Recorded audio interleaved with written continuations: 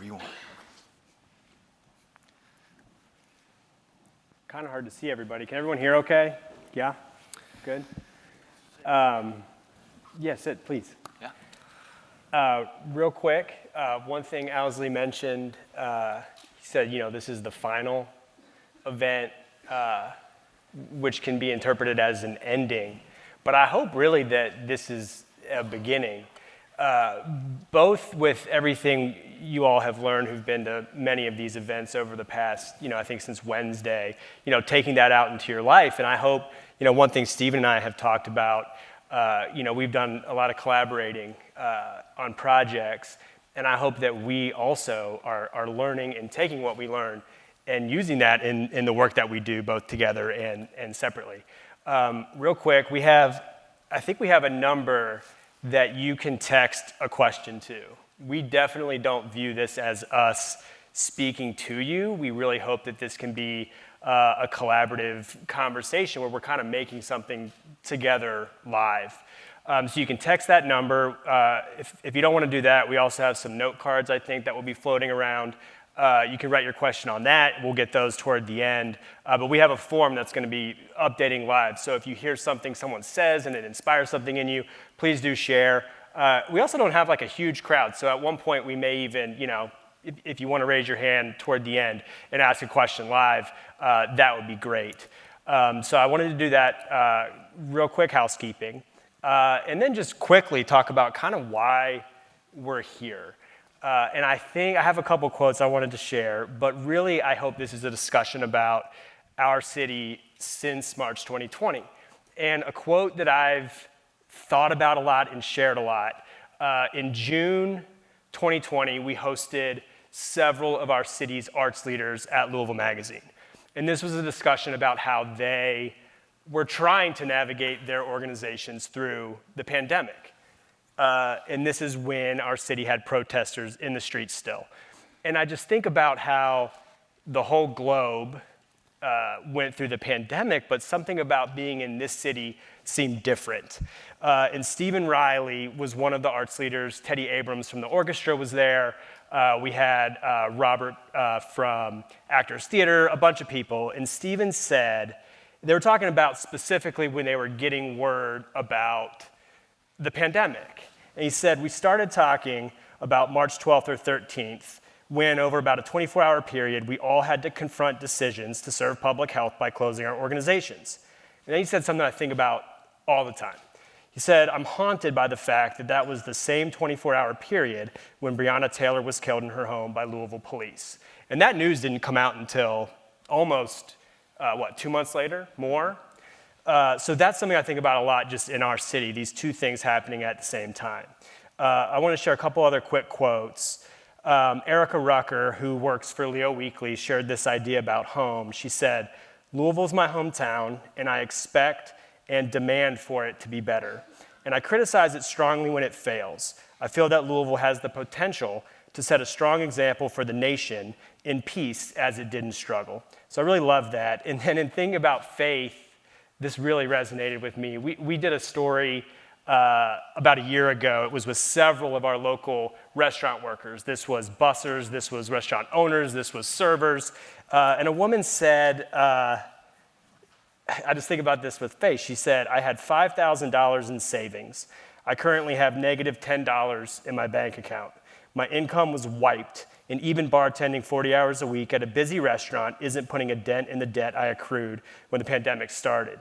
I had 2 months where I was unemployed, unable to get unemployment, and paying for groceries and rent on a credit card. And she said, I lost money and weight and faith. And so with that idea, I wonder, just quick show of hands, this is people on stage, this is in the audience as well. Raise your hand if yes, you are optimistic right now about Louisville's future. That's on stage and in the crowd. And yeah, my hand be raised. And then, and a lot of hands were raised. I know we can't quite see with the bright lights, but a lot of hands were raised in the crowd. And then raise your hand no, if you're not optimistic about. Okay.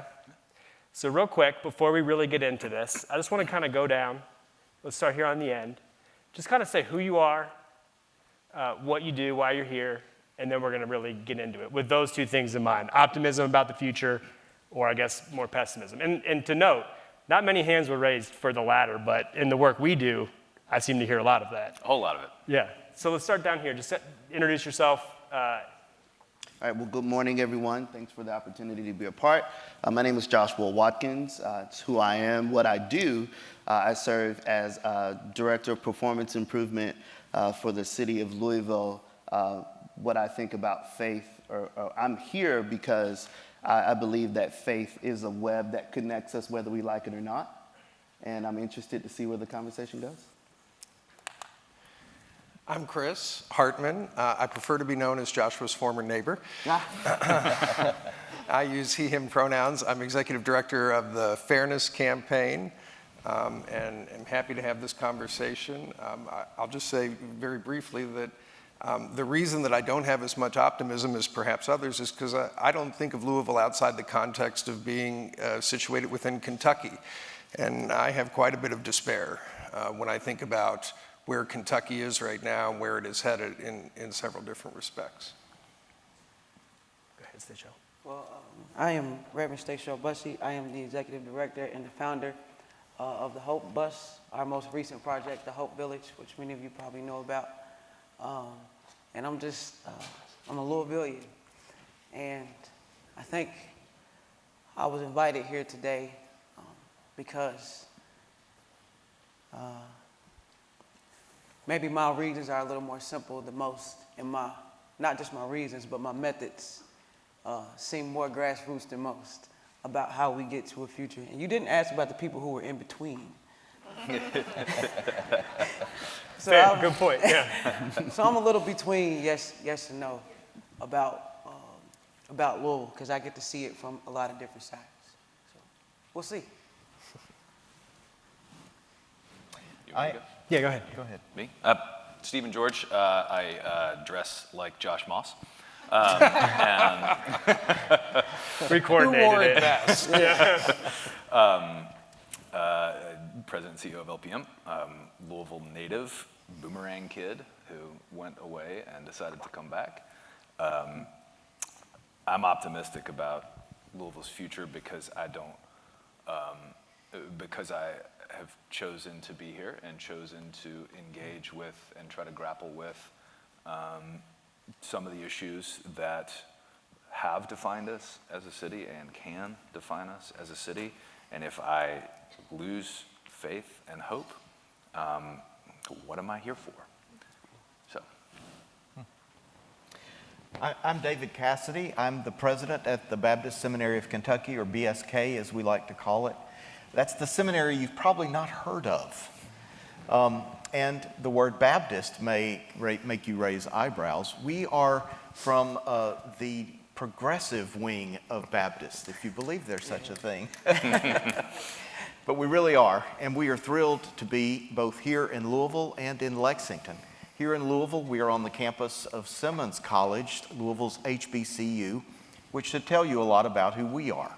Racial justice is a huge commitment of BSK, and because of our relationship with Simmons and also with the National Baptist Convention of America, which just moved to Louisville this year with their headquarters on the campus of Simmons, BSK has experienced a transformation in terms of our student body. We are now over 50% Black, and the infusion of the stories and theology and leadership of these students has changed our seminary, but also the white students who are part of our school. So the hope and the faith that I have going forward is, as I watch these Black and white students move through theological education together, I wonder and look forward with optimism to a day when they will be serving together in communities with an ability to talk to one another, to hear one another, and to work together on the issues that our communities face. So I'm optimistic. Good morning. I'm Grace Simrall. I'm the Chief of Civic Innovation and Technology for Louisville Metro Government. like Stephen, I choose to be here. I'm not a native Louisvillian, but I have called Louisville my home for almost 20 years. I moved here in July 2003. And I have to be optimistic because otherwise, to do this work would be an exercise in madness. To wake up every day and say, well, nothing's going to change. And so to instead wake up energized, knowing that it's another day to try and make a difference. I know that these types of conversations weren't happening with the frequency they are now. That's progress, and we should embrace and figure out how to continue to foster that, because none of us have the answers. We're all trying to figure this out together. But I am encouraged that we are having these conversations together with so many diverse voices in the room, and bringing the community in as part of these conversations. How about on the end? Good morning, everyone. My name is Joy McAtee, and I'm the Director of Equity for Louisville Metro Government, and I'm so honored to be here with you all this morning. I don't know if you noticed, I'm so excited I dropped my coffee getting on stage. But just to speak to the part about hope, there's a quote in one of my favorite movies, Shawshank Redemption, where Red says, "Hope is a dangerous thing." And I think about the work that I do on the daily, specifically working through an equity lens, and you think about everything that's happened since 2020 and just growing up in Louisville, we've seen so many instances of injustice to the point where one does begin to wonder, why do I do this? Why? Like, what's the purpose? But I have such a profound belief and confidence in folks in this community, folks on this stage who believe and want a better Louisville and a better tomorrow. And that's the thing that's one of the driving forces that gets me up every day. And I approach this work with my full effort and believing that life could be better for the folks coming behind us. So I have to maintain some level of optimism and perseverance for a better city. Ahead of this event, we've been asking a lot of people that's at the magazine lots of different questions about our city. And one of those questions that we've asked recently is, how do you define the word faith? Some of the answers from folks on this stage and in the audience, and just those who might be live streaming this. Faith is complete trust or confidence in someone or something, belief that moves me to action, hope in the unseen, believing that things can and will be better than they currently are. I wanted to go here on the end, Josh. You said faith to you is a web that connects us, whether we like it or not. Mm-hmm. What do you mean by that? We all believe in something.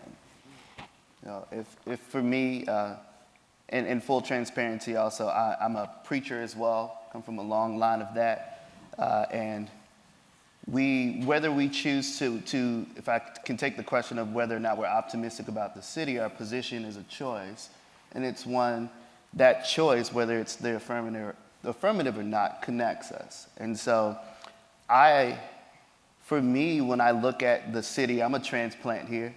I'm a Floridian. I'm missing Florida on days like today. But what other choice is there is what I ask myself. You know, if there's a quote that I remember my father used to say, "Hope deferred makes the heart grow weary." And for me, every day that I wake up, that I choose with my actions, when I think of faith, and I ponder that question about the city of Louisville, if it's so deferred, if it's never going to be a better place, what's the point? Mm-hmm. And so for me, I choose to wake up and say, today is the day that I realize the city of my dreams, of my expectations, and then I move toward that mission, and that's my choice, and it guides how I approach it. I think it's interesting, like this idea, this notion of a sort of web of connection that's unseen, because, and I actually would disagree a little bit, because I think one of the, and I should say also, everybody jump in and disagree or whatever. Like this is not a panel discussion. This is a conversation. Disconnection was maybe the biggest story to me of early to mid 2020 in Louisville. And maybe I'm not so much disagreeing with you as just sort of yes-anding you. Disconnection was what happened, and disconnection was what led us to the point we were in, and not knowing or understanding maybe a person like me who grew up here in middle class, you know, and never had to, a lot of us never had to deal with or grapple with the things that spilled out onto our streets and were there for 100+ days straight. Suddenly realizing how disconnected we were from those parts of our community. You know, and I wonder if you all felt that. Do you feel more connected now? Do you feel less connected now? Do you feel empathetic? I hop in here Yeah. because I was one of those people on the streets, marching in the streets. And I would like to say that I'm only here because I was one of those people marching in the streets. And Wait, what do you mean? I was in the streets. No, I know, but like, why is that the reason? Like, you're here today because. Yeah. Oh yeah. I think I was pretty low profile until I was, you know, fussing at everybody about change. Pretty low profile. Seriously, my work was pretty low profile. Everything was pretty low profile until they saw me as a medium, I'll say. And because I'm still a little, I'm all the way radical actually, but I'm not senseless. And so there is, and you're talking about a disconnection, right? And that disconnection, whether we want to think so or not, still exists. Things are kind of seeping back to this. All of a sudden now, you know, people could have, like back in we were having conversations at big corporations and different places like about racial justice and equity and all of those things. And I'm watching this gap kind of close, like that's over now, right? And it's like, but that's not over now, right? People are still fighting charges because they were and then like, you know, like the truth of all of that is coming out now. And people are still fighting charges because we have a system that says somebody got to pay for something, right? We were marching in those streets, right, because we had faith in something, right? People who look like me, who look like you, all different kinds of faith, right? We had chaplains from all different, like, people who were in front of this, like they had faith, not necessarily in the city, but in something, right? And I think we have yet as a city to figure out that something that we are all actually believing in, right? And so that is what, while we are trying to be excited about a new Louisville, what are we talking about, a poor Louisville? Because there's 60,000 people who are still poor, living in poverty, right? There's 60,000 people where we still have not subsidized utilities because they can't keep their lights on. We still have these monopolized groups or monopolized companies that are still keeping people at a certain level. So while we have, and this is why I feel optimistic because I get to be here to tell their story because I'm them, but I'm also like, what are we going to do, right? And we've yet to figure out what that middle ground of what we gonna do is. And so that is, you know, and me and Joshua we go back and forth. We rarely agree. But in that, it's like, what is it? And I still don't think we've answered this question. Who the hell are we? I'm sorry, we're at the festival face. But who the hell are we? And what is this new year? Right, it is. And somebody's faith is a hell somewhere that exists. But like, who are we? And like, what are we actually trying to be? We have not figured that out yet. Right, and so I think we're all faithing in something. We're all faithing in the new Lord. Like, well, what is a new Lord? Do you worry ever that, you know, when people are in the streets, it's something that's really difficult to ignore? Yeah. And it led to, I mean, real change in terms of passage of, you know, no more no-knock warrants. I mean, that was a direct result of very present, loud protesting in our streets. When that's not happening, how do you keep that pressure on the city? How do you publicly continue to push for change? Or, and also, I mean, do you fear going back kind of like, is the new Louisville pre-March 2020 Louisville? But Yeah, go ahead. yeah, go. Jim. So I'll jump in. So prior to starting this job, I remember in my interview with the mayor and deputy mayor saying, just so you're aware, I was pregnant most of 2020, but in the parts that I could kind of sneak out early in, I would come out to the square as much as I could. And I said, I just want you to know that this is going to inform the work that I'm doing. I'm bringing this perspective not only as a lifelong Louisvillian, as a black woman, but also being down there with my people.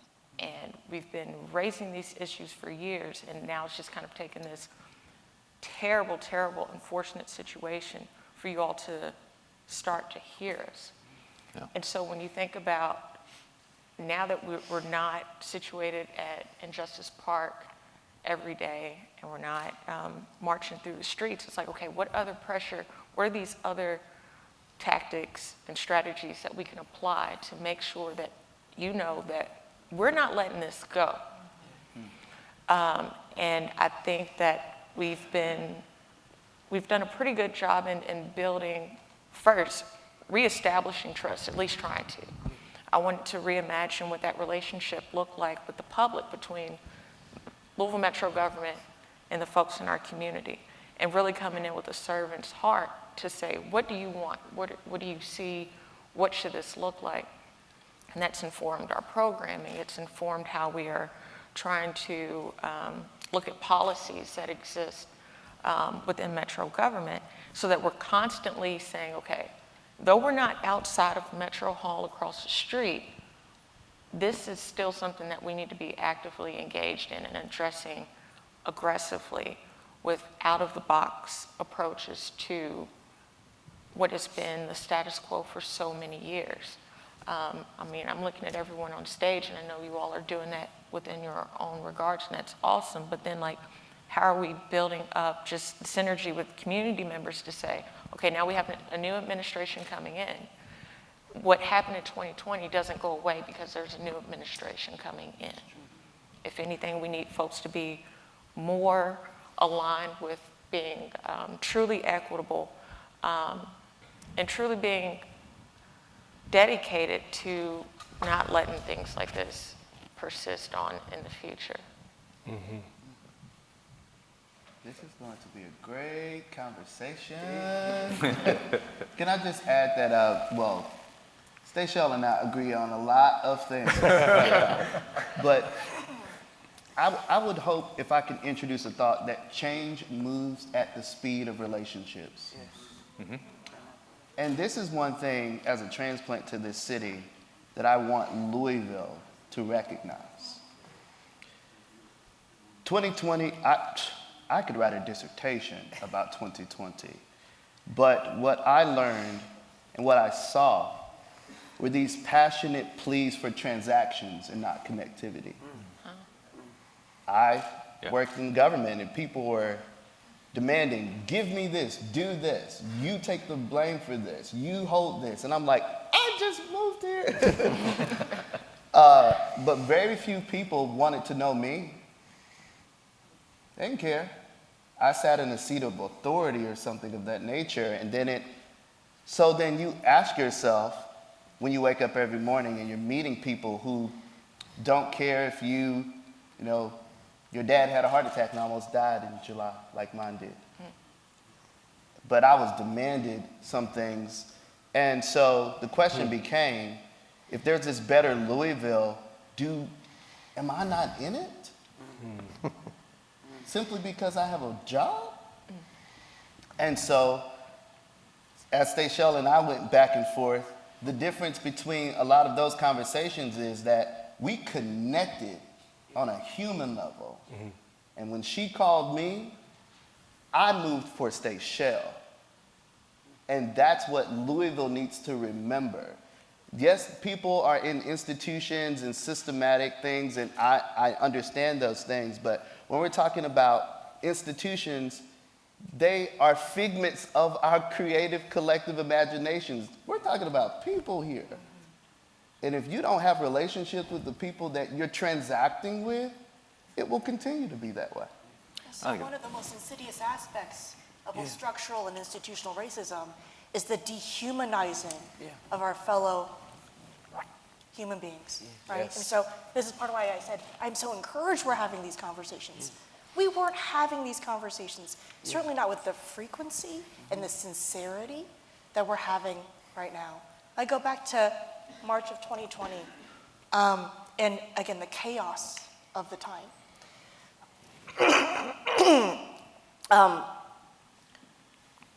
Not only were we dealing with a global pandemic, and I stress this is global, everybody was dealing with this at the same time. No one had any answers. Everybody was fighting over the same supplies. Nobody knew what was going on, to stand up data systems overnight to figure out. And we knew that there were other communities ahead of us that were seeing significant racial disparities. So their Black and brown communities were being attacked by the virus more than white communities. And why is that? Because we're interconnected. So the desperation that was being felt in the city, compounded with finally this very necessary demands for racial justice in our community. I took part of the survey, and one of the questions really struck me. I asked, what have we lost since March 2020? And I responded, we lost the ability to look away. What a wonderful thing to lose. Let's continue to lose that. And then back to the survey, what do I fear? I fear complacency. So I am very interested, and again, I wake up every day to figure out, first, how to connect with my fellow Louisvillians, but then, how do we dismantle structural racism? Let's do it.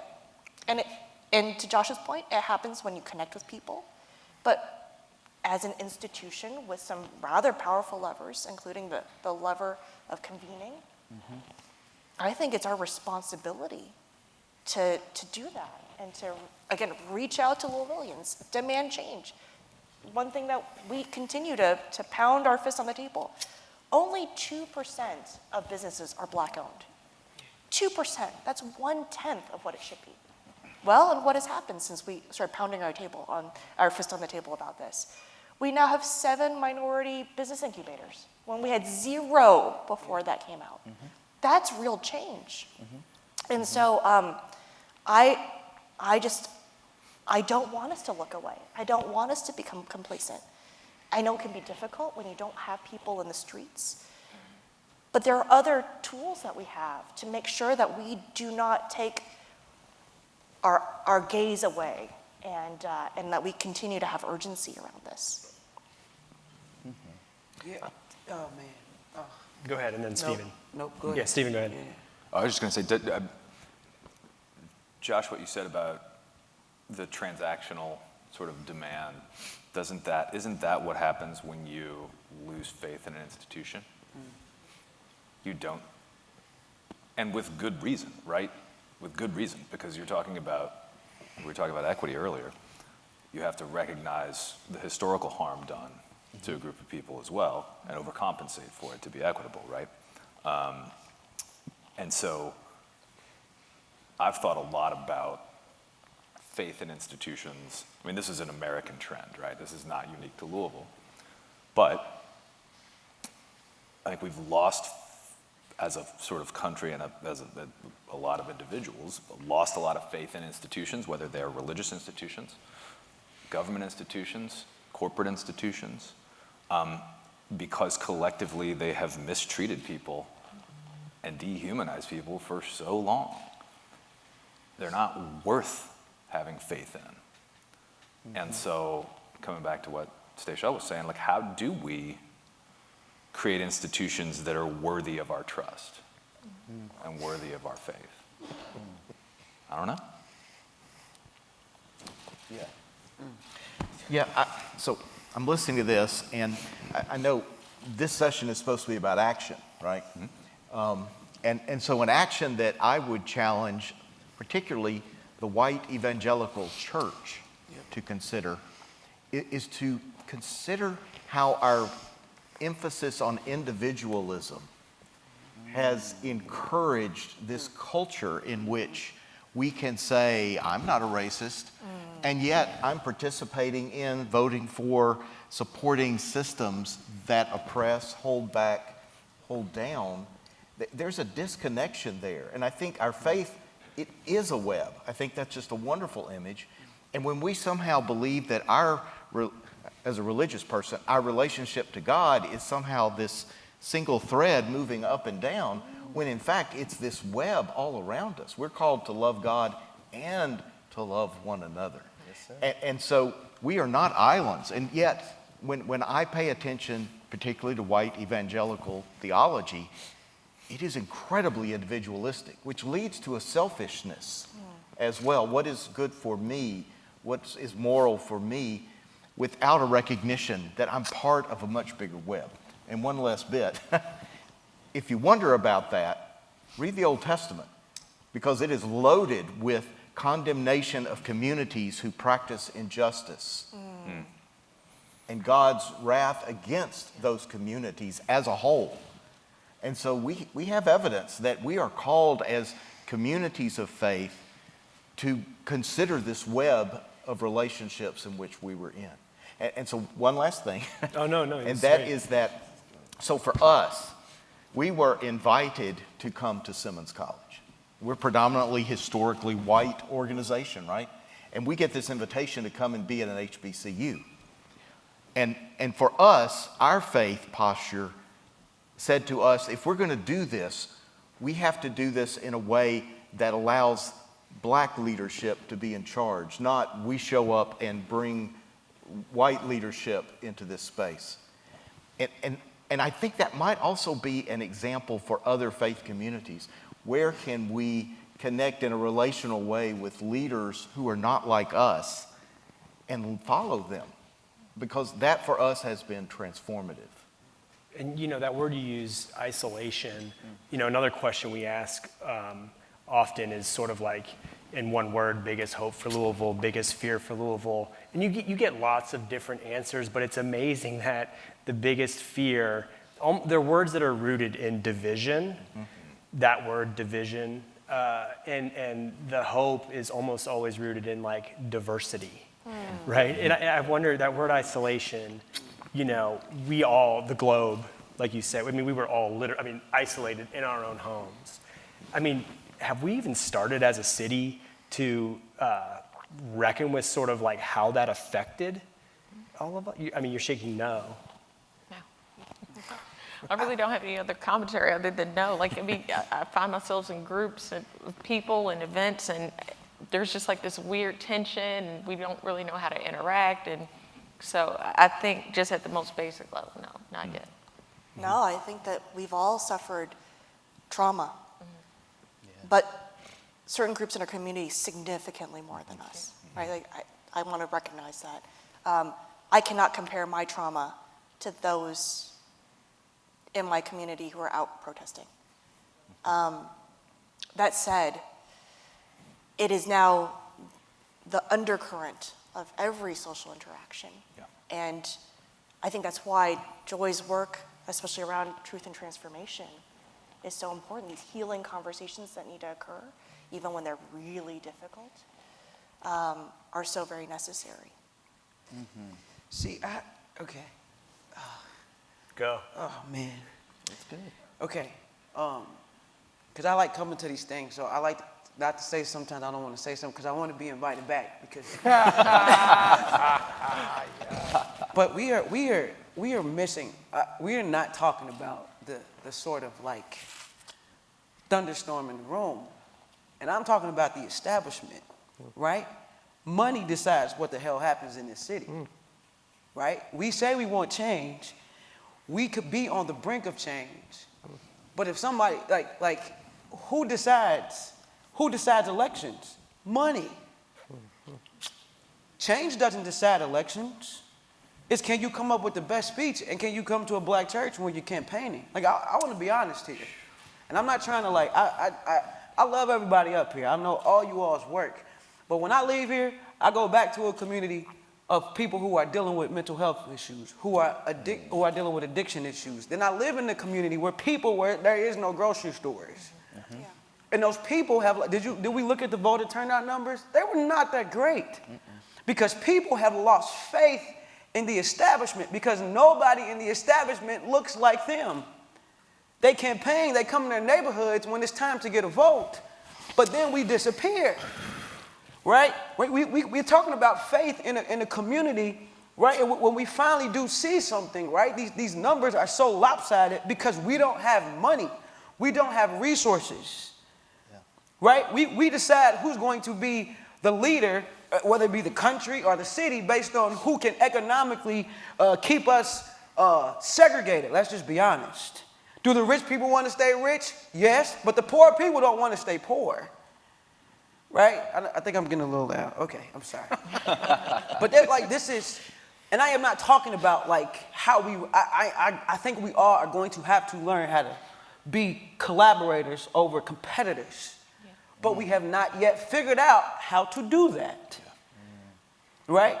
What happens to Louisville if never mind. What I'm saying is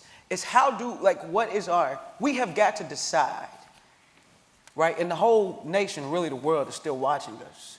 We have got to decide who we're going to be. Yes, you may have more money, but am I going to be the better leader?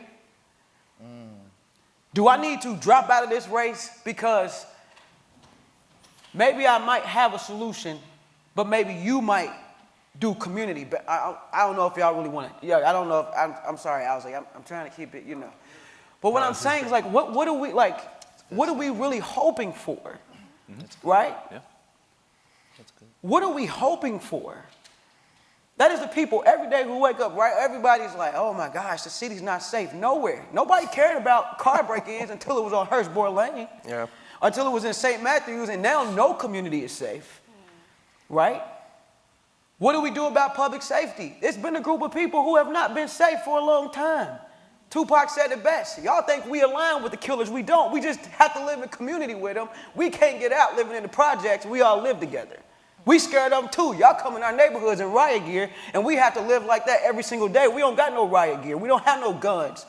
But when the criminals, when they come out, they come back to the hood, right? And so who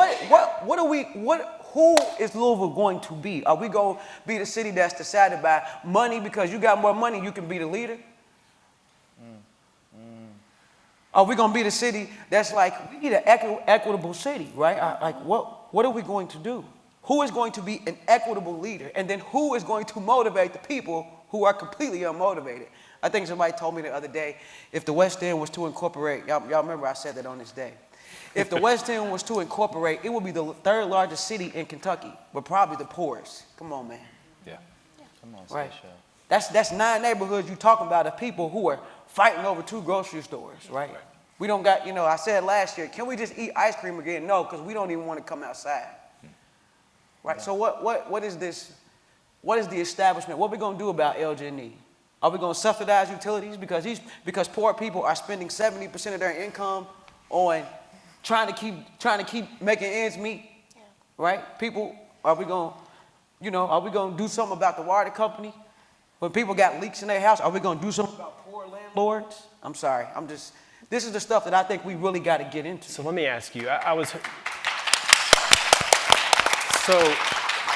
hoping that, you mentioned Simmons College, I was hoping that Dr. Cosby would be here. He drove me around West Louisville 2013, and he said this quote, and I didn't think of the question I wanted to ask him until much later.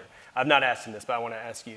Okay. So we're driving around, and he's showing me the West Louisville of his youth, and it's boarded up, and he says about our city, about Louisville as a whole, he says, if coach is going down, first class is going down too. And I just sort of let that sit with me. I was like, all right. Mm-hmm. But then I want to ask you, are we even on the same airplane? No. Some people on airplanes, we ain't even got cars. No, we're not on the same airplane. And Josh mentioned something that I thought was critical, that I've tried to really be intentional about. Relationships. Right? Mm-hmm. Can we be on the same airplane? Absolutely. Mm-hmm. But first, the people who control the airplane gotta stop deciding who's gonna be on the airplane, Yeah. right? Yep. And what puts us on the same airplane is that when we no longer, when we start doing this kind of communal exchange and not toxic charity, right? You may have money, but what if I got, okay, because we're doing this now, right? Like the little nonprofit of the West End, Hope Bus, is now working alongside the giant of Metro government. I would not advise sometimes. but no, it's been extremely hard to navigate Metro government. To go, you all are doing a great job. I want to be of dealing with me. That is, you deserve an award for that. But you have this kind of grassroots organization, and then you have government, right? And then it's like we're trying to really do a good work of this middle ground, and it is like churning, right? It is butter. Like it's trying to figure out how to whip this thing and make it work, because I don't want to do nothing I'm told to do. And then, but what, I'm working, I'm trying. And you have this kind of, but it's a group of people at the table, and then all of a sudden we stop fighting, and then we start asking, I'm like, well, why do you need that? And then they start asking me, well, why do you need that? A conversation literally is changing the framework of grassroots and government, right? This kind of like, I'm like, and every day I'd say, y'all can't bully me. But it's not that they're trying to bully me. It's literally like there are certain things you need when it comes to like that. And I'm like, oh, okay, well, that makes sense. We'll ask that the next time. And then there's these other things where I'm like, but you gotta, I can't just give you that answer, because I need to ask the 53 people who are houseless, who are living in, like I need to talk to them first. And it might take me a couple days, but I need to talk to them first, because I'm not the expert, right? And so we can get on the same airplane when we know that we all have something to bring to the airplane, right? Because you need gasoline for the airplane, you need a pilot, you're gonna need all those things. So how do we really build their airplane and be intentional about who's on their airplane, and know that just because you have this and I don't have this, or they have this and they don't have this, that does not mean that we cannot have an exchange relationship, right?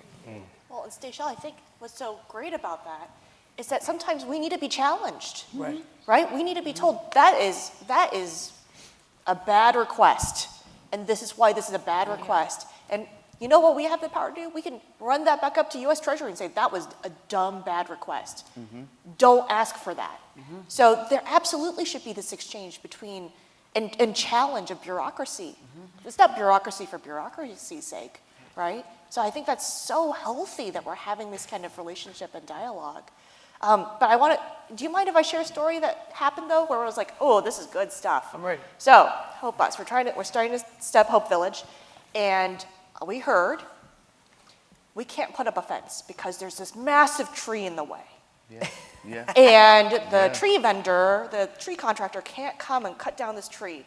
And there was more than one person on that call who said, we got a forestry division. They're gonna show up with chainsaws and cut that tree down. And you know what we did? We did. We cut that tree down. You did. And we put up the fence so that we could continue to open on time. Again, like that's great. We could solve a problem together in a really practical way and not let it stand in the way of what we wanted to both accomplish. I don't want to assume everyone knows what the Hope Bus is. No. Can you real quickly just tell people, because it's something we keep talking about, and then how that became Hope Village?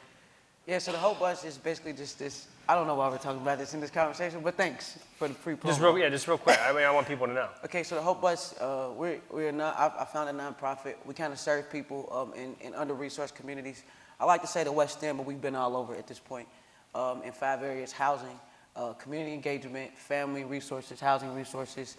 We help people at every level. You know, we don't really put any barriers between that help. We close the gap on availability and access. And that's just what we do. We happen to have a bus that's a food pantry sometimes, a pumpkin patch others, and it goes all around. And that bus really does represent who we are. And we built that bus ourselves. We bought it ourselves, and it's represented that. And then the Hope Village comes because we were just, all of us are, and I think all of us in our city are trying to figure out how to really solve this problem on houselessness. Do not say homeless, houselessness. What do we do, you know? And, you know, so we have all these kind of ideas about what we're going to do. People go places, and then they bring all of these people together in a room, one of those metro rooms, the real fancy meeting rooms. And then we were the last people to get the call. I get there, there's a whole lot of white people there, and I'm like, I don't know why I'm here. And a lot of people had different things to say about how we could really solve this problem. And then they were like, people should write a proposal. We had these meetings about what this safe outdoor space would look like.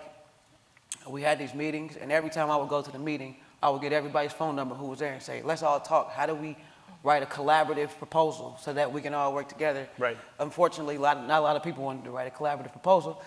And so I was like, well, I'll see who gets it, and they're crazy if they take it. So, I wanted to that was us.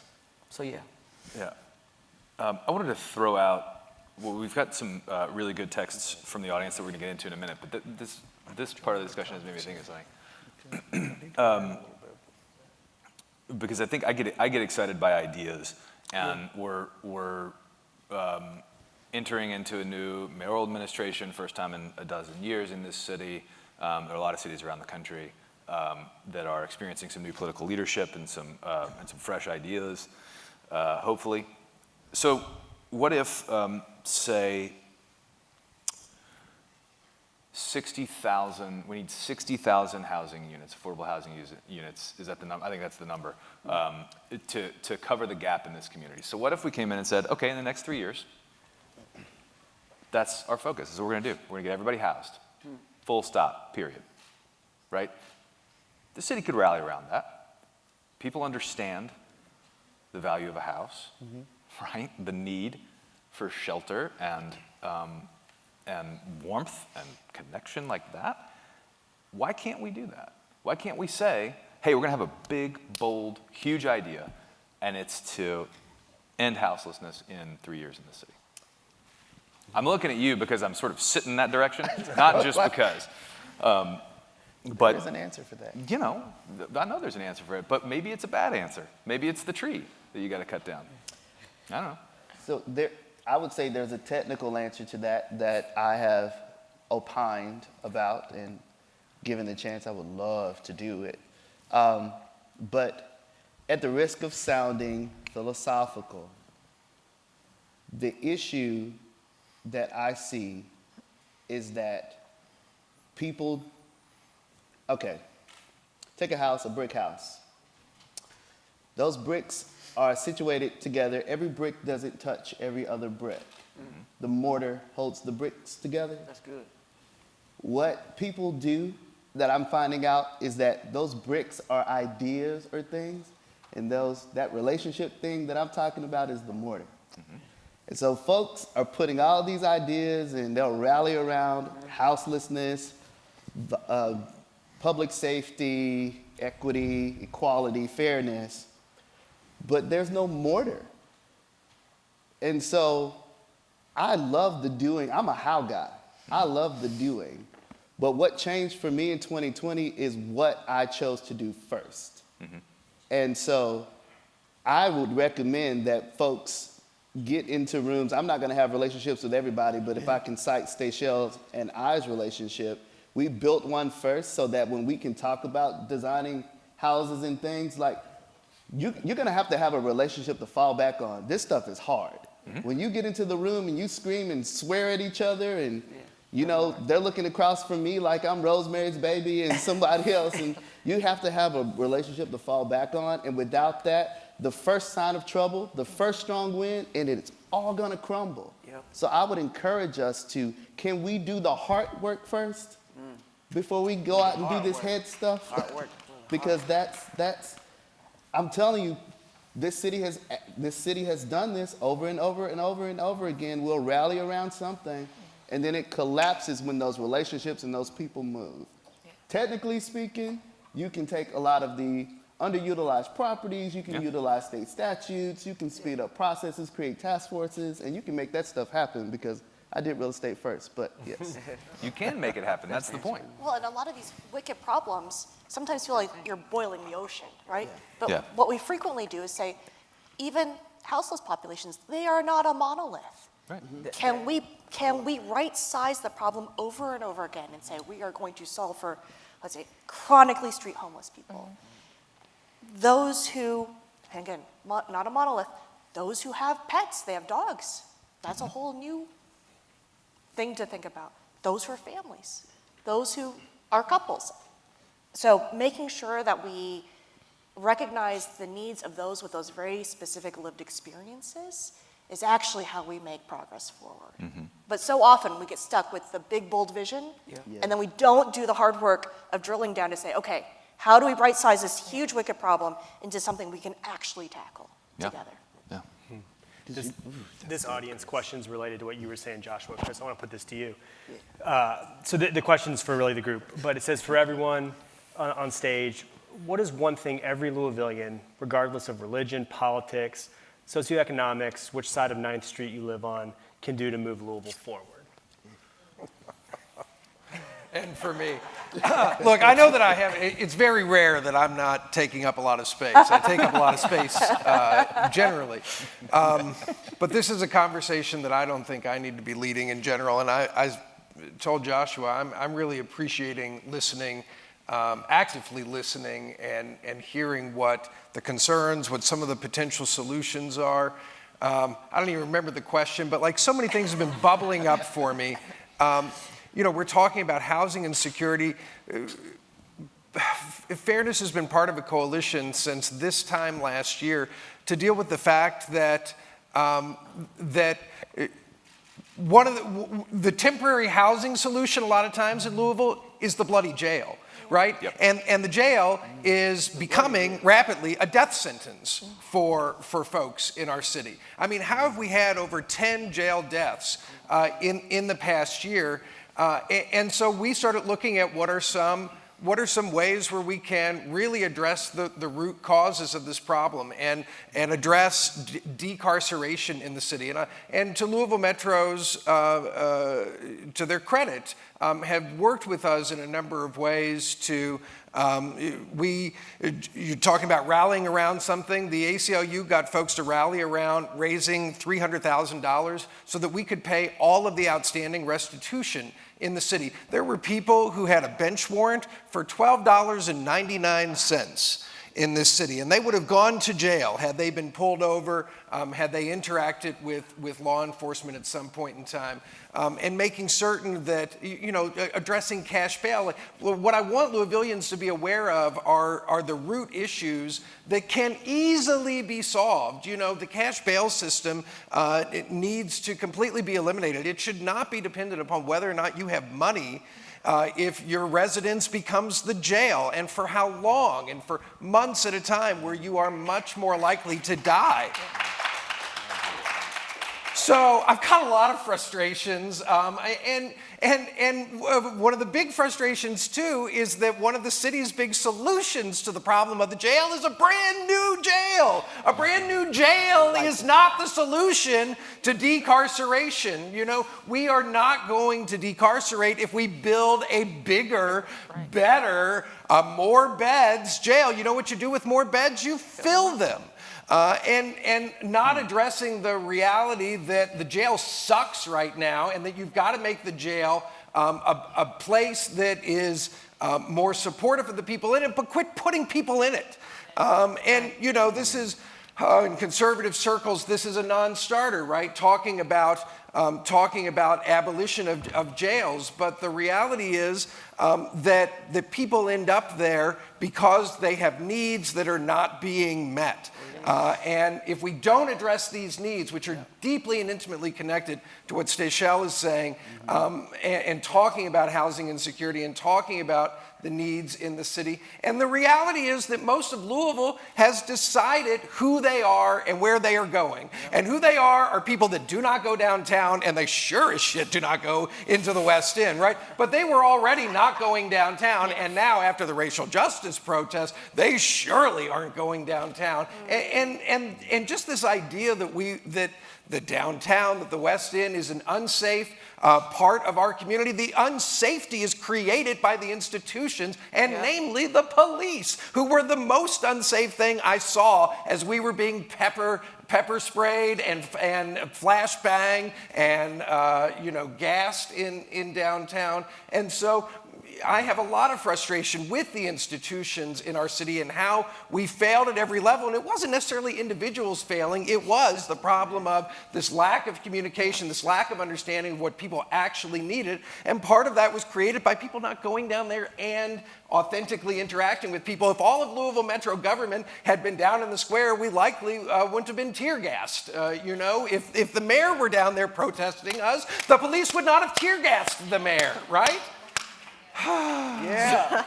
So that's what I've been sitting on for a minute. Happy to be here. Love y'all. I love it. When you mention LMPD, that we've talked a lot about institutions.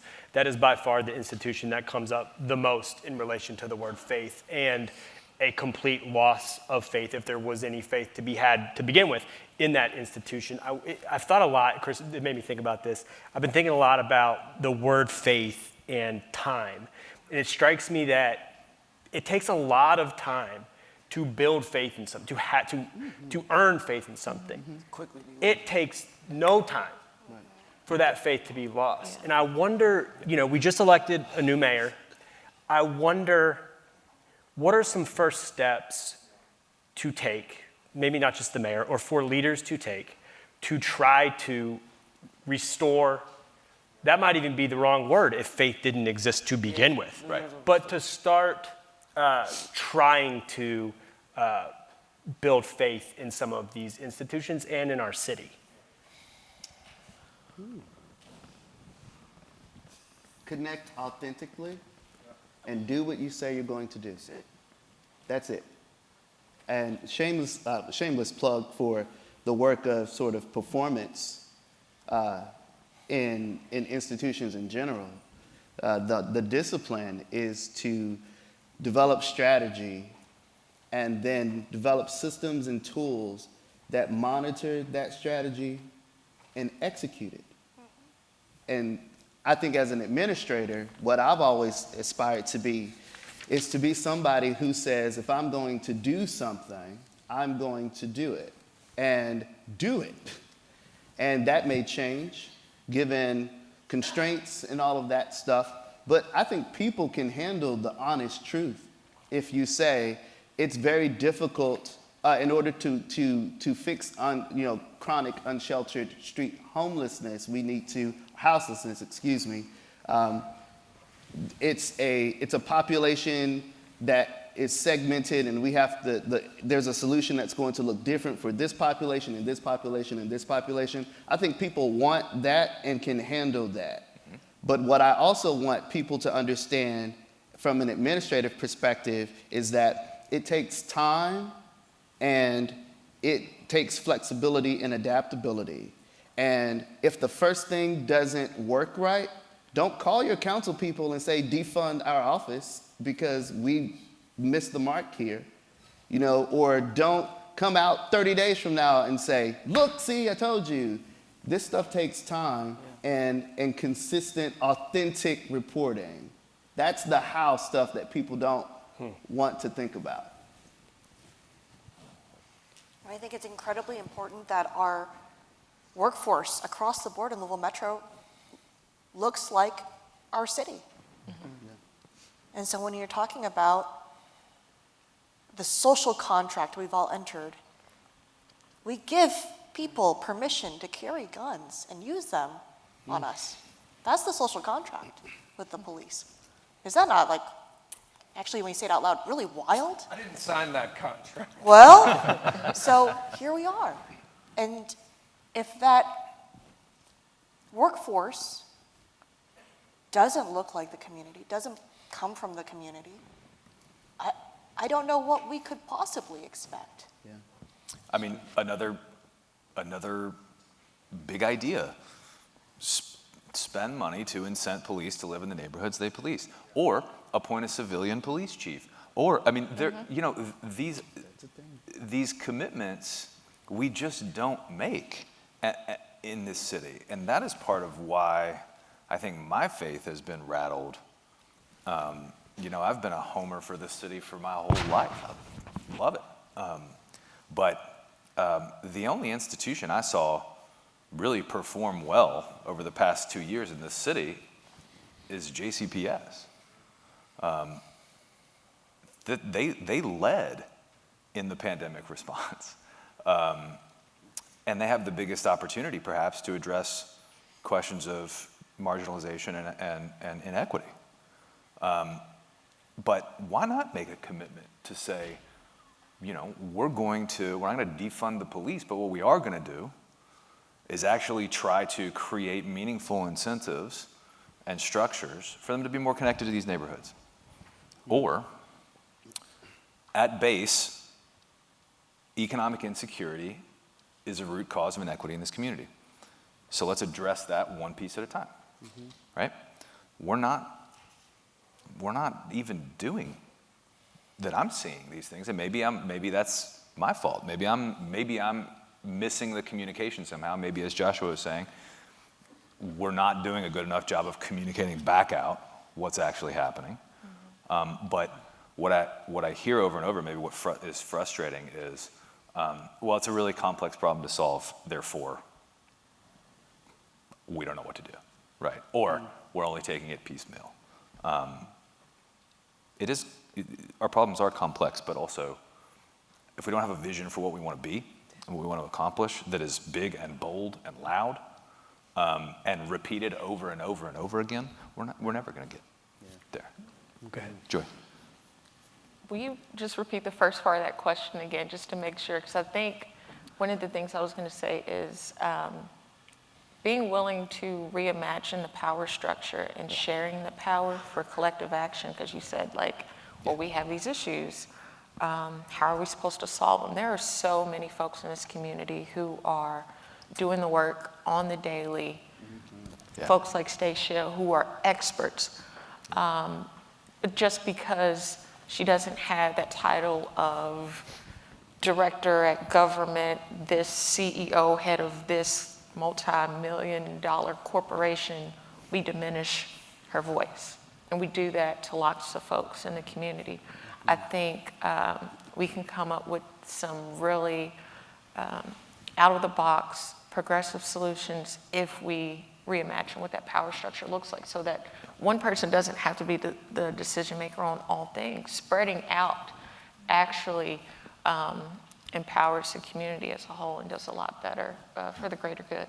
Yeah. I had this quote I wanted to share that is really related to that. This is from almost 10 years ago. It's when Attica Scott was still on the Metro Council. And she said, "We've moved on from the days of Malcolm X and Martin Luther King Jr. and Angela Davis. It's irresponsible to put it on one person. That's the antithesis of doing it for ourselves." And I wondered, just to everybody up here, do we need a sort of unifying voice? Do you need that person who can really rally? And I'm thinking about, our city's, like I said, just elected a new mayor. But that's sort of the question, what do we miss if we don't have that unifying voice, I guess?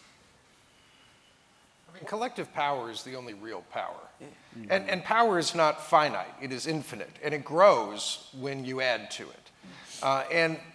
When I came into the fairness When I came into the fairness campaign, I'll never forget my first board meeting. I think I called for a vote for something, and someone gently tapped me and said, "We don't do that around here." And I said, "What in the world do you mean?" And I learned about consensus model, and have lived my life, though challenging, from a consensus process since then. And the solution is always better when we talk more about it to get onto the same page and everybody feels supportive and comfortable moving forward. Now, I don't think I've ever had an experience where I was like, gosh, that additional conversation that we had about something didn't make the solution better. It almost always does, but it requires a selflessness. It requires a submission to the whole. And I'm an old improviser, and group mind is what we are always striving to create in that situation. And I joked in the green room earlier that I'm sort of a yes and kind of person. That I want to hear an idea, I want to affirm the idea, and I want to build upon it. And that's the type of collective energy that we need to create moving forward. And putting your faith or your power into an individual has never been a good idea at the end of the day. I mean, certainly there have been incredible leaders who have inspired, and inspiration is probably the chief, one of the chief things that folks that sort of leaders contribute. But the reality is that if we don't bring all voices to the table and give everyone an equal voice at the table, that we're not going to create equitable solutions. Yes, and. I love it. Yes, and. So I'm trying to occupy a very specific space in this conversation. One that marries the sort of technical answers by discipline, and one that I feel that I've had to occupy over the last few years. Yes, collective impact. Yes, every voice needs to be not only at the table, heard and understood, because sometimes we just let people talk and say, check, we did that. But the collective will situationally have to decide, okay, you do that. And this notion, I think, is a bit utopian to think that everybody's just going to sing Kumbaya. We're going to have to make some decisions that some people are not going to like. And somebody's going to have to do that. And somebody's going to pay the consequences from the people who don't like the choice. And the reason why I say that is I've lived it. I had to make some choices that some people did not like and understand. And when I faced that backlash, there was no consensus of, hey, Joshua's a good guy. That wasn't there. And so I get the collective, but the collective oftentimes falls apart in crisis. And so but when it's time to move and to strike, the collective needs to say, I think you're the best person. You can do that. We're going to hold you accountable. Do that for us. And then the collective comes back. It's an iterative process. I love that you turned a yes and into a yes and but. I noticed nodding down here. Anybody want to chime in? Well, I'm reminded of the saying that when it's everyone's job is no one's job. And so back to what Stachelle was saying, we're not even on the plane. Somebody still has to say, oh no, you're on the plane. That doesn't mean that then they're the only voice. Yeah. But there is something about institutions to say, we have the power to make sure that everyone's on the plane. Yeah, yeah. And like Joshua, I have occupied those roles where it is incredibly uncomfortable. You're fighting against status quo power structures in the city. And they say really nasty things about you. Like you're, anyway. But in that moment, you say, well, as an institution, we get to say that everybody's on the plane. I don't care if you don't want these individuals to be on the plane. They're on the plane. Yeah. And I will fight and die on this hill to make sure that they're on the plane. I think, That's what I mean. I want to kind of connect two things here. We talked about innovative solutions, and I by far think that the Hope Village is probably the most, not because I run it, but I think it's one of the most innovative solutions that we've ever come up with, period, as a city. Like, it's just, sometimes I feel like these things are the same over and over and over. This was very, very brand new for all of us. But if I could, I wanted, in getting to this decision to create the village, 0 of the 567,000 things that people feared, 0 of those things have happened, right? There was a plane, right? Let's go back to the plane analogy. There was a plane, and nobody wanted to fly the plane. So we're all sitting in the seat on the plane. And then I said, well, I'll fly the plane. And then I don't know how to fly the plane, but I'll send a text message in the back to somebody can somebody tell me how to fly the plane? I'm that person who will just jump and say, let's fly, because what it does is it serves people. It makes us a better city. And I think in all of this, I just want Louisville to be a better city. And if all of us absolutely want that, then everything that we do cannot if you don't agree, if you might not agree how we get there, Right. but if you just agree that nobody should be sitting in their house without lights, then we need to come to the table and talk about what that looks like. Right. We do not necessarily have to agree about how. We just have to agree that we want the same thing. The problem with those solutions is that we will sit on the plane with no pilot and argue. Yep. Right? Because we know we want to go to Vegas, or we want to fly to the same destination. We know we want to be equitable. And we see that nice island of diversity and inclusive, and 4th Street being great, and we see, and the West End being a safe place. We see this, like, we will discuss that, right? We will eat charcuterie boards over it, whatever that stuff is. And we will sit on this plane, right? And then somebody's like, well, it's time to actually go there. Yeah. Right? And then when it's time to go there, we don't agree that we should go around the storm. So now we got to fight about the route we're going to take.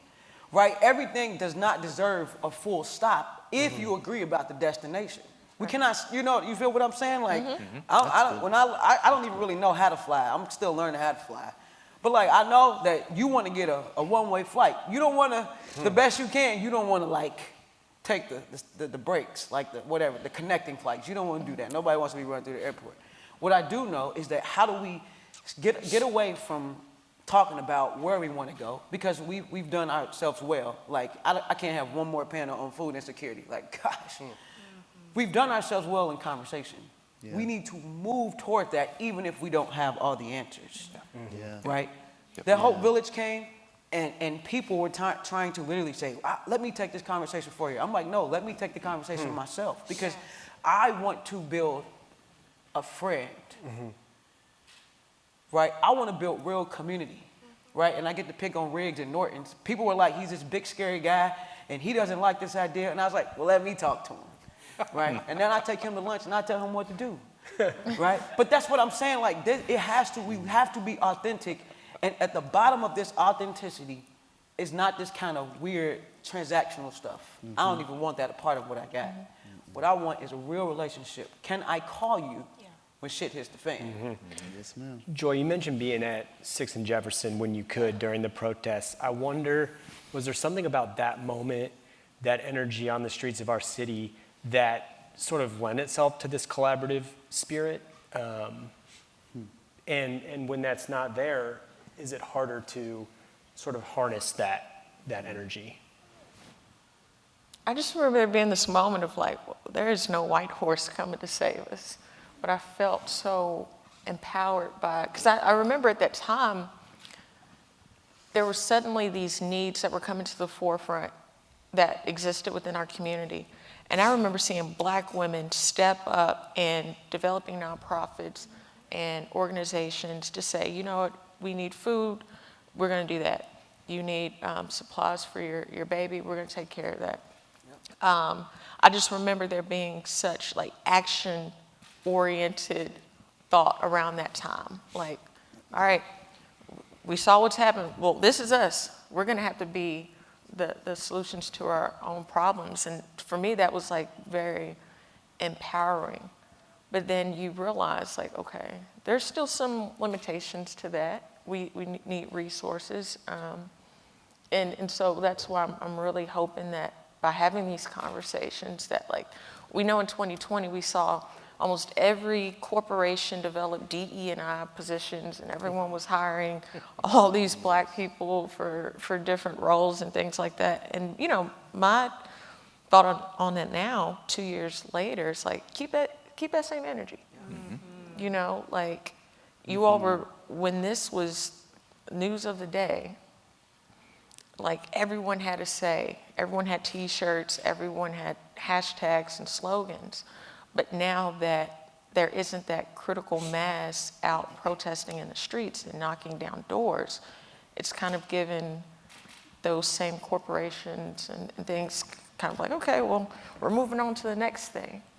And so I would just ask that we keep that same attention and focus. And the folks that were out there, I mean, I still see them doing great work in their respective ways, but just reach back out, figure out how you can support the Hope Village and the Hope Bus. Sign up to volunteer, create meals or prepare meals for the folks that are living out there. I mean, there are just a number of ways to stay plugged into what's going on. Make sure that you're advocating with your council person. You know, there's so many avenues that folks can take to make sure that we're aware that this is still the responsibility of the collective to move us forward. Can I say something? I'm sorry. One more thing, and I'll let you. I don't know who's the moderator. You the moderator? Am I the moderator? We're all kind of No, doing okay, great. okay. Collective So I want to. Yeah. Well, okay. When we talk about this, the 2020 protest, right? I don't want it to be lost, right? Because I'm here. I'm a reverend. I'm a little radical, you know, but I'm a reverend. You know, I ran a nonprofit. I've been a good Louisville citizen all my life. Mm-hmm. But I remember watching. We would sit down there and look at our phones, and people were like, "Look at those thugs in the street." I'm like, I ain't no thug. I mean, I can fight, but I ain't no thug. You know? Look at those thugs in the streets. Look at these people tearing our community apart. From the administration, I listened to some of those things, right? From the administration, right? I got a homie who ain't here no more, David McAtee, because we gather in the West End on Sundays. You know, if you just want to drive through 26th and Broadway on Sunday night, we gather because a call was made to call in the National Guard. And whatever, and then to break up a community, a West End community of folks who do this Sunday after Sunday. David McAtee is killed because a call was made, right? I don't want people to get, I don't want to keep saying 2020, I want to put a name on it. I want to talk about David McAtee, right? I want to talk about Travis Najdi, right? I want to talk about, you know, Chris Rock, right? I want to talk about Chris Wells, who just recently passed, because you know what Chris Wells wanted? He wanted to be heard. He spent his time out there talking to Joshua, talking to the mayor, talking to all these people, and at the basis of what he wanted, he just wanted to be heard. I am talking about, you're talking about, you call them 2020 protesters, but I am talking about the city made them enemies and still makes them enemies. These people are still fighting charges. Can I make us a little more uncomfortable? Quintez Brown. Come on. Are we here to, I'm just trying to make it all real. I don't want, like, here was a 2020 protest. Like, what happened to us? We don't get to forget that. We were not thugs the way that they painted, y'all painted that picture of us. And then to get with, the federal government has to come in here and say, man, we found some indiscrepancies here. Right? So she's talking about a community of people, right? It was all of us, where people were sent to rehab. People were housed. I'm talking about in the center of our city. They ain't gonna talk about this. We were not thugs. Some people might have did some stuff that, but the majority of us, we ain't that. There's Shamika Parrish, right, who was locked up, Attica Scott, who was locked up because they tried to set the library on fire in their own district. I don't even understand that. I want to call these people, the thousands of people who were locked up, and the hundreds of people who are still fighting charges. They are spending their resources. Poor people who are spending their resources because they're still fighting protest charges because we all knew that there was some kind of discrepancy in the story. Are we a better city? Drop the charges that are protest related. Right? And I'm not trying to tell, I just want people to really hear. You cannot talk, like, you cannot keep saying, I remember last year, because I would love that video that we had last year of Festival of Face. It was like, I was like, hey, that's us. Right? Because the intro video was literally like scenes from the protests. It's not them. That was me. That was, it was not, like, it wasn't just, like, when we do these things, the people that we have, that's what I'm talking about. The people who you look at that. Because the people who we have lost, look at Kenya, is that Kenya? The people who I can call them because we created a family, the people who we have lost, something broke in our city and we have not repaired that yet. Was gun violence an issue when a candidate was shot? No, it's been an issue. It's just got raised in, right? And so these are like, this is us. But you know what, y'all? This is your city. That was your city, where people were housed, where conversations were had between regular individuals and government. All of a sudden, the mayor wasn't this like superficial character, like you can walk over and knock on the door like, I want to talk to Greg Fisher. All of a sudden, relationships are created where this little kid from the west end of Louisville can have a friendship with Owsley Brown. Right? These are the things that happen. Because, and I think the city that we're talking about was the city that began to be created right there in the heart of it. We set the example for the type of city we should be, where there should be no red tape between government and grassroots, where there should be no red tape between pastor or people, there should be no red tape between change, and there's none of that was there, and that's why people showed, that's me again, why people showed up, right?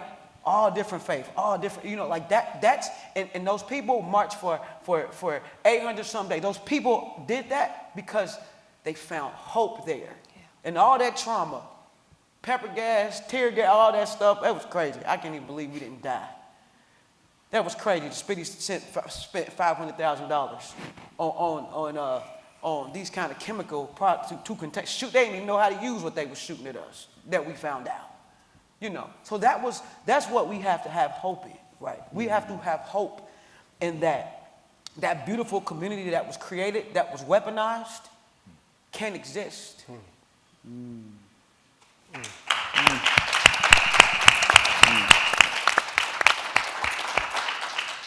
Did you have some questions there? Thank you. Yes, plus one. We've had an incredible number of really good questions and comments from the audience, and I wanted to just try to bring a few threads together. We've got about 9 minutes left. And I wanted to try to recenter us around faith, and you really just set us up for this. Bringing together kind of a few things that people from the audience are saying here. How do you, everybody on this stage has detailed the hard work, the daily work you're doing to make us better. And better is a really good word here. And a lot of people in this audience will resonate with this message, I think, that you don't have to be perfect, and the goal of a city is not to get huge or to do whatever in a big, big, big way. It is to just keep getting better. And so everybody up here is doing the work of getting better. How do you stay centered? How do you keep faith? Do you have a practice? What do you do? And maybe we can just go sort of in order. Joy, start us, and then we go all the way down to Joshua and wrap up. How do we repeat that? How do we get How better? do you keep faith? What is you're doing hard work. You're doing sometimes combative work. How do you keep faith? How do you stay centered? I would say firstly, just making sure every day that I'm checking my motives, making sure that I'm doing this for the right reasons. I have a 2-year-old daughter, so it's very easy to make that kind of like the number one reason. Like ideally, I say this often, like I would love to her to get, as she gets older, ask, Mommy, what did you do for a living? And me explain to her, and then she asks, why did you need to do that? Like, why was that necessary to have a director of equity? Like, what do you mean? Look at the world. Like that's the thing that motivates me. But the thing that, thank you. But the thing that gives me hope is I go back to, I just feel like I have a real obligation to use just the opportunity that I have and the role in this time to continue to carry on what folks like Stachelle did in 2020, what all those hundreds and hundreds of people out there did, sacrificing their lives. Like you said, we're still fighting charges, people lost jobs, people experienced severe mental health crisis. They sacrificed so much to bring justice on the behalf of Breonna Taylor. And then even going back before then, so many of the folks in our city have sacrificed I feel like I just have an obligation to carry that out in the best way possible, in the most authentic way possible, to speak truth to power. So, that's really the thing that motivates me and encourages me to do better and want to see better, because I know I'm tired of the word potential being associated with the city of Louisville. Like, when are we going to act on it and become and do? Yep. Grace. So 2 things. The first is that it's really important to measure what matters. And we think about this all the time in the work that we do. Now, I mentioned I wasn't out there for the protests, and part of it was because we had the very necessary work of continuing to make sure that we kept Louisvillians safe from the COVID-19 virus. Yeah. And so a lot of people just didn't know this, that behind the scenes, there are a whole bunch of little elves working their butts off every day to try and, again, understand what was happening, implement strategies to keep people safe. I mentioned again, we measure what matters. We knew other cities were having significant, horrible racial disparities when it came to catching the virus before there was a vaccine available. I am really proud to say that we didn't see those disparities. And it's because we measured what mattered, and we devised strategies, and we kept focused on this. Having a Center for Health Equity paired with a data team that was doing this every day. And we were really concerned about what might happen to protesters. We wanted them out in the streets, but we wanted them to be safe. We didn't want to have a massive spread of the pandemic as a result. And we didn't. And you didn't. That's right. Again, because you tested, you were part of the solution with Talk us. about that work. And I am very proud of that. I am very proud of that. So measuring what matters. Talk about JCPS. We helped them devise a plan on getting 100,000 kids onto NTI, getting 60,000 Chromebooks into the community, getting thousands and thousands of mobile devices when no one else was thinking about this. We swooped in and took thousands away from, I hate to say it, other communities, again, back to global pandemic, to make sure that kids could start school instead of not having a plan. Right. Prior to the pandemic, we had worked really diligently to try and close the digital divide. 1,000 families enrolled in low-cost internet plans. Again, with that intentionality, today, through a free federal program called the Affordable Connectivity Program, 51,000 households now have home internet. That's great. I mean, measure what matters. Work on it. Second part, relationships. I take really seriously about making sure that my position is an open door. If there are people in the community who want to reach out and set up time with me, I dedicate 20% of my calendar to that every week. And make sure that no one is turned away from meeting with me. And to talk about things that they care about. Finding people like Stachelle who say, I don't know how to fly a plane, but you know what the secret is, Stachelle? Nobody knows how to fly the plane either. So thank you for volunteering to learn how to be the pilot. I love that. And there are more Stachelles out there in our community who are gonna raise their hand and say, yep, I don't know how to do that, but I am very willing to work hard and learn how to do it. Beautiful. We need to keep that going. Yeah, I keep faith by linking arms with others who want to join in this work, and they do exist. And so a shout out. If you are a faith community and you want to be part of this work here in Louisville, I encourage you to connect with and participate in Empower West, which is a ministerial alliance, interfaith. We meet multiple times a month. We meet in West Louisville. So if you want to build relationships there, you want to hear stories, be there. And Empower West is led by Black leadership. So we are able to follow those who can best help us understand a world that many of us, it's new, it's different. So join Empower West or a similar organization that is trying to do good things, and together with our arm's length, we can keep faith, and I think we really do see progress. Can I go? Please. I'm not originally from Louisville. I came here in 2007. And when I came here, I said it was Louisville. And then all of a sudden something happens where I'm calling someone for a story and they're like, who are you with? And it's Louisville. And they're like, Like, it's like not even a word, like they don't even know. And I felt tremendous pride in that. And I want to, like, going back to something Joshua said at the very beginning, faith is this web that connects us whether we like it or not. I think what gives me faith for our city specifically, there are 3 moments where I've really just felt that as a Louisvillian. And I used to joke with my friends because they would say, you live in Kentucky? I was like, calm down. And they did once, and it was for Outcast at Forecastle. And I joked that I wanted to make a shirt that said, Louisville is paradise. And like, I wanted to for years. And then, so that was one moment. And then the protests. But I felt it would be weird to wear that shirt at that moment because like Louisville is not paradise. And I don't, in making that shirt, it's like, because I believe we can always do better, right?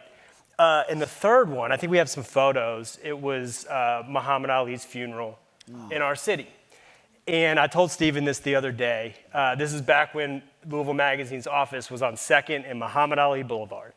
And I walked down to Broadway and I run into probably the most cynical journalist I've ever met, just negative about everything. And he was crying. And, you know, we're just catching up. And he's like, why can't it always be like this? I know what he meant. And not every day can be like that. And I interviewed the imam who took care of Ali's body after he died. And he said, you know, he was on the right side of the bed holding his left hand, you know, the famous jab. And I talked to him about it after, and he said, you know, that day, and it sounds like a cliche, but it was true.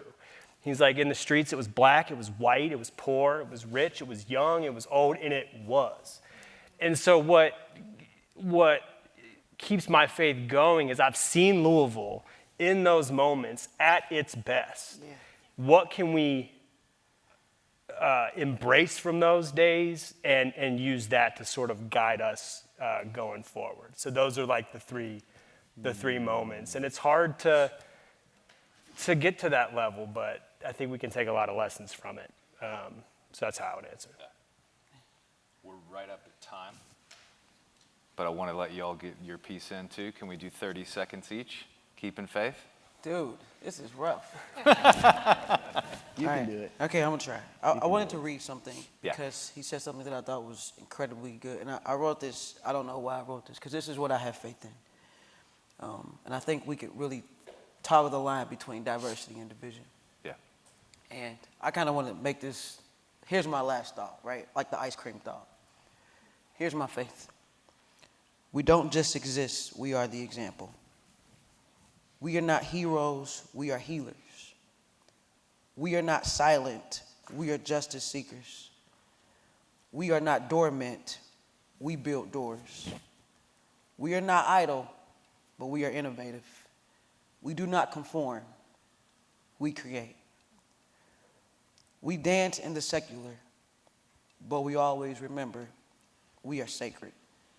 We are the curators, we are the collaborators, we are community. That's good, Stachelle. That's good. That's going to give me faith and keep me centered. Right there.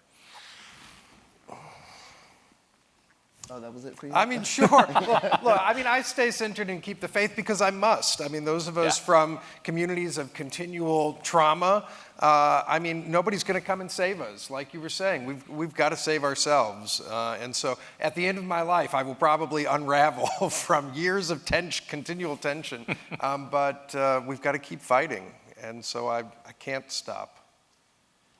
Joshua. Really quick for me, I keep faith. So I'm a Christian, so that's deeply rooted in the fact that I know who I am and whose I am. And that keeps me from being a victim. Because if you're a victim, you always have to have a villain. And so I am a creator. And that I keep faith that way. I also am practicing separating people from problems. Because if not, you're just going to fight folks all the time. And lastly, as a leader, I take that responsibility by asking people to commit with me, make an investment instead of a sacrifice. Because I think the difference between the two is the state of mind. If I'm giving something to invest, I expect a rate of return. And I ask everyone in this room and everyone outside of that to commit to investing in Louisville that you want to see. Like, do that with your time, your money, everything in between. And I think collectively that's how I'm going to keep faith, and I encourage others to do the same. Final thoughts, man. This energy gives me faith. I answered these questions, same questions everybody's talking about in Louisville Magazine, about what home means, about what faith means to me. One of the things that I said was I've lost a lot of faith in institutions, but I have gained a lot of hope from the voices that we hear now that we didn't before. So thank you all, and thank all of you.